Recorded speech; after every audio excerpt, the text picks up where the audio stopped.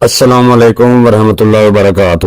جی پیارے دوستو، حکیم طارق جوید فیصل آباد، آپ دیکھ رہے ہیں چینل حکیم طارق جوید۔ تو آج بات ہوگی ایک بہت ہی افادیت کے حامل فروٹ کی۔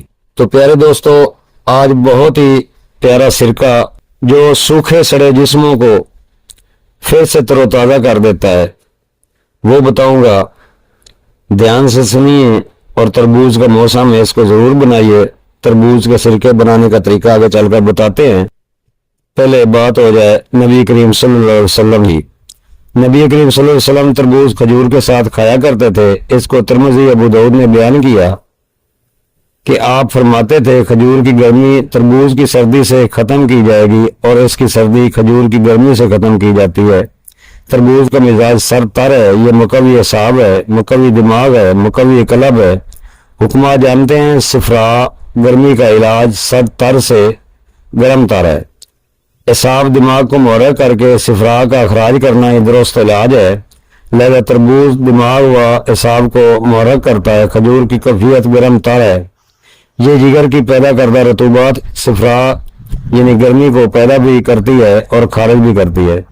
جب تربوز اور کھجور کو ملا کر کھایا جائے گا تو یہ شدید پیشاب آور دوا کی صورت میں کام کرے گی اور جسم میں رکے ہوئے مواد کو خارج کرے گا۔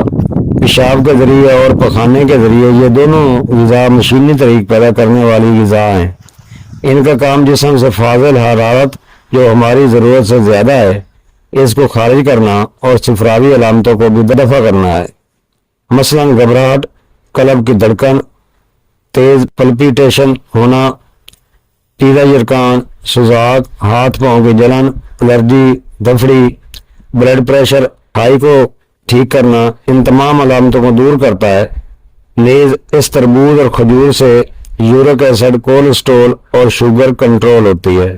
تو پیارے دوستو، تربوز پانی کے حصول کا بہترین ذریعہ ہے اور اس غذائی فائبر بھی اس کے ذریعے جزو بدن بنایا جا سکتا ہے، مگر اس پھل کے زیادہ مقدار کھانے سے نظام ہاضمہ کے مسائل جیسے ہیضہ، پیٹ پھولنا، گیس وغیرہ کا سامنا ہو سکتا ہے، جس کی وجہ سے اس میں موجود جو سربیٹول ہے جو نظام ہاضمہ میں گڑبڑ کرتا ہے۔ یہ موسم گرما کا بہترین پھل ہے، اس میں 95% پانی ہوتا ہے۔ تو پیارے دوستو، انسانی جسم کے لیے پانی بہت اشد ضرورت ہوتی ہے۔ تو چلتے ہیں دوستو نسخہ کی طرف۔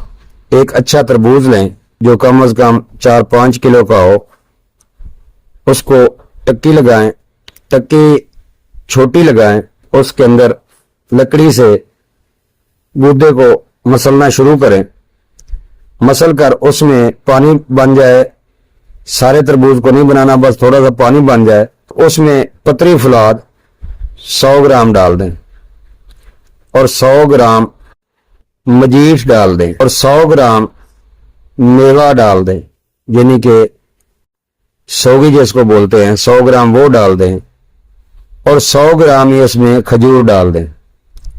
یہ ساری چیزیں ڈال کر اوپر سے ٹکی جو نکالی ہوئی ہے وہ لگا کر اس کو ٹیپ کریں، اچھی طرح بہترین ٹیپ کریں۔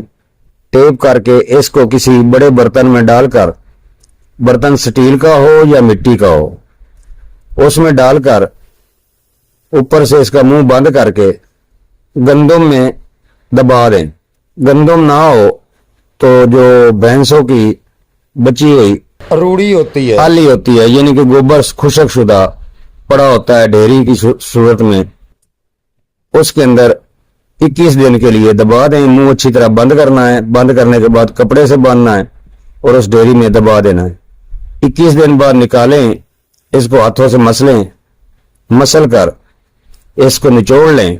ہر چیز اس میں پہلے ہی مکس ہو چکی ہوگی، مگر ہاتھوں سے تھوڑے سے اور مکس کر لیں اور اس کو پن چھان کر مقطر کر کے آپ بوتلوں میں بھر رکھیں۔ جسم کی گرمی کے لیے، یرکان کے لیے، سوکھے جسم کے لیے، جس کے ناخن ٹیڑھے ہو چکے ہوں ان کے لیے بہت ہی نایاب نسخہ تیار ہے۔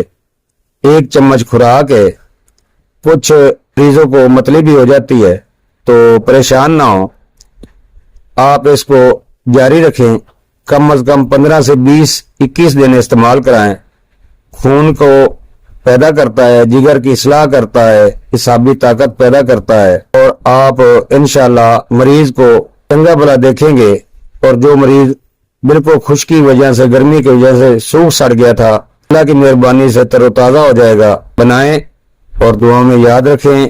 حکیم طارق جوید فرام فیصل آباد، اکثیر کشتہ گر و مہر نمکیات۔ دوستو اگر میری ویڈیو اچھی لگی ہے تو کمنٹ ضرور کریں، لائک کریں، شیئر کریں تاکہ کسی اور کا بھی بھلا ہو۔ نئے دوست چینل کو سبسکرائب کر دیں تاکہ ہر اچھی ویڈیو آپ دوستوں تک بر وقت پہنچ سکے۔